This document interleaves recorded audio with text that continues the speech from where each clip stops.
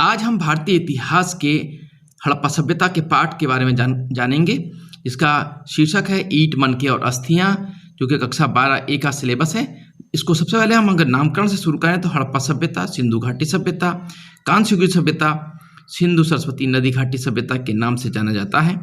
अगर संस्कृति शब्द को हम जानना चाहें तो पुरातत्वविद संस्कृति शब्द का प्रयोग पुरावस्तुओं के ऐसे समूह के लिए करते हैं जो कि विशिष्ट शैली के होते हैं और सामान्यतः एक साथ एक विशेष भौगोलिक क्षेत्र तथा कालखंड से संबंधित पाए जाते हैं।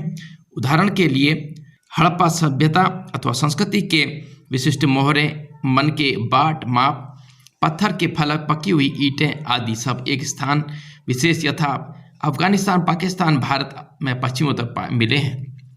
हड़प्पा सभ्यता का काल निर्धारण किया जाए तो NCERT के पैटर्न के अनुसार इसे लगभग 2600 ईसा पूर्व से 1900 ईसा पूर्व के बीच माना जाता है।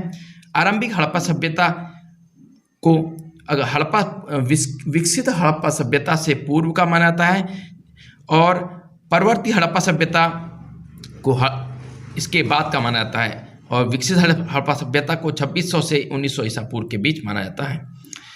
अगर आरंभिक हड़प्पा सभ्यता और इन सब का अध्ययन करना हो तो मानचित्र दिया गया है आपकी पुस्तक में, प्रश्न संख्या 2 पर उसका अवलोकन कर सकते हैं। यदि हड़प्पा सभ्यता के विस्तार के बारे में बात की जाए तो उत्तर, दक्षिण, पूर्व, पश्चिम को इस तरह से दिखाया गया है।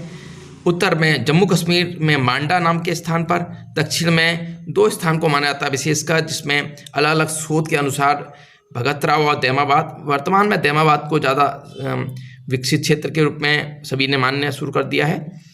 और पूर्व में आलमगीर, पूर्व मेरठ और पश्चिम में बलूचिस्तान, सुतका गैंडोर वाला क्षेत्र है पाकिस्तान में, जो कि उसको माना जाता है। क्षेत्रफल की दृष्टि से हड़प्पा सभ्यता 13 लाख वर्ग किलोमीटर के बराबर है।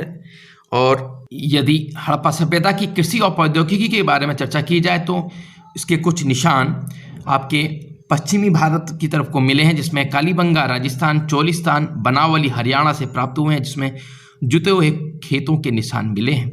ये कि आरंभिक हड़प्पा सभ्यता से भी संबंध रखते हैं। हड़प्पा सभ्यता के जो हड़प्पावासी हैं मुख्यतः 9 प्रकार की फसलें उगाना जानते थे, जिनमें गेहूँ, चावल, जौ, खजूर, तरबूज, मटर, राई, तिल आदि हैं। अगर बात की जाए तो हड़प्पावासियों की मुख्य खाद्यान्न गेहूँ और जौ थे। नगर नियोजन की बात की जाए तो हड़प्पावासी मुख्य रूप से एक पूर्ण विकसित हड़प्पा सभ्यता में रहते थे, जिसके प्रमुख 6 नगर हैं, जिनमें हड़प्पा, मोहनजोदड़ो, कालीबंगा, लोथल, चन्हुदड़ो, बनावली प्रमुख हैं। अगर केंद्रीय नगर की बात की जाए तो हड़प्पा और मोहनजोदड़ो को इसका केंद्रीय नगर माना जाता है। घर की बनावट, गृह स्थापत्य की बात की जाए तो प्रत्येक घर पक्की ईंटों का बना था। प्रत्येक घर में खिड़कियां, आंगन, स्नानागार, सीढ़ियां, कुएं आदि सब मिले हैं।